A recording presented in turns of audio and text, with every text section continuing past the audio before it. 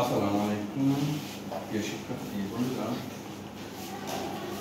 এখন আমরা এই খ নম্বরটি গল্প তৈরি করা শিখবো। ঠিক আছে, আমরা পূর্ববর্তী ক্লাসে কি শিখছি? আগের ক্লাসে খ নম্বরটা গল্প তৈরি করা শিখেছি। এবার আমরা কি শিখবো?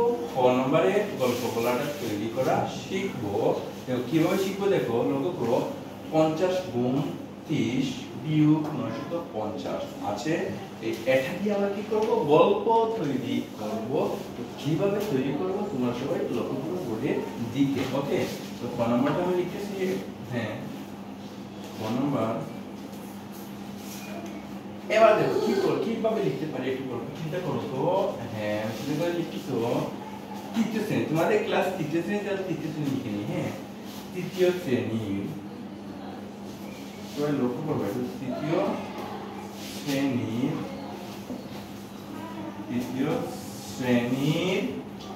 50 জন শিক্ষার্থী,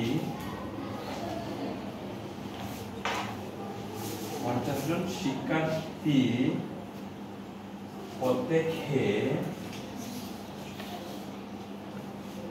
প্রত্যেকে 30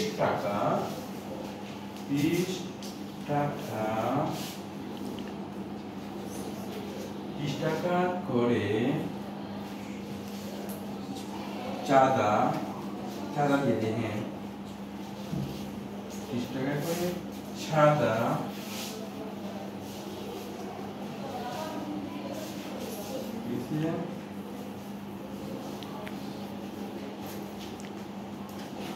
তৃতীয় শ্রেণী 50 জন শিক্ষার্থী প্রত্যেকে 30 টাকা করে চাঁদা দেয়।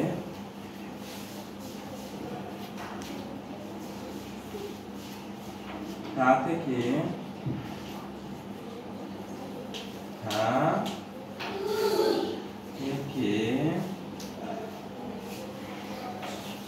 950 টাকা 50 টাকা কি লিখতে পারো বলো তো কি?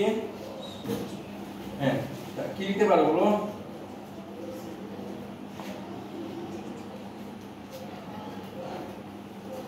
তা থেকে 950 টাকা দিয়ে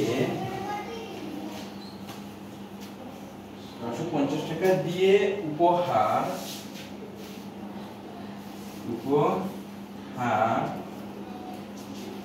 কিনলো। ঠিক আছে,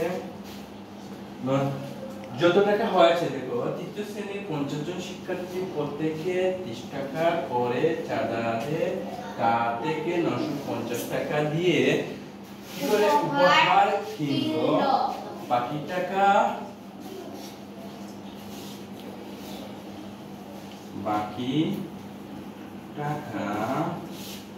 কোথায় দিল বলো তো? বাকি টাকা বিদ্যালয়ে দিয়ে দিল। ঠিক আছে, বিদ্যালয় লিখে দে।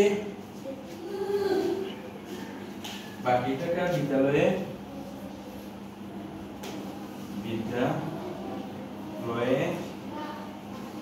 কি করবো? বাকি টাকা বিদ্যালয়ে দিয়ে দিল।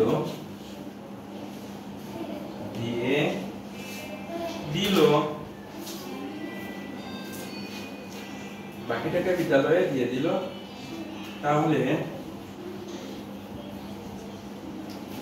বিদ্যালয়ে কত টাকা দিল?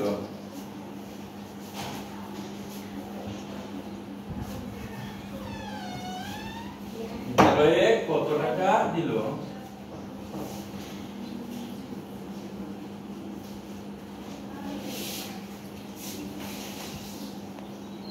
বুঝতে পারছো তোমরা? বুঝতে পারছো? বুঝো নাই? আবার বলছি, তোমরা ভালো করে লক্ষ্য করো। তৃতীয় শ্রেণী তোমরা 50 জন শিক্ষার্থী প্রত্যেকে 30 টাকা করে চাঁদা দেয়। তো তা থেকে 950 টাকা, মানে 930 টাকা করে চাঁদা দিলে 50 জনে অনেক টাকা হয়ে যায়। ঠিক আছে, তো তা থেকে 950 টাকা দিয়ে কি করলো? উপহার কিনলো। তারা উপহার কিনলো নিজেরা। ঠিক আছে, তো বাকি টাকা বিদ্যালয়ে দিয়ে দিল, মানে বাকি টাকা বিদ্যালয়ে উপহার হিসেবে দিয়ে দিল, ঠিক আছে? তাহলে বিদ্যালয়ে কত টাকা দিল, ঠিক আছে? বুঝতে পারছো? এটা হলো কি গল্প। বুঝতে পারছো? হ্যাঁ, যদি বুঝে থাকো তাহলে তোমাদেরকে অনেক অনেক ধন্যবাদ।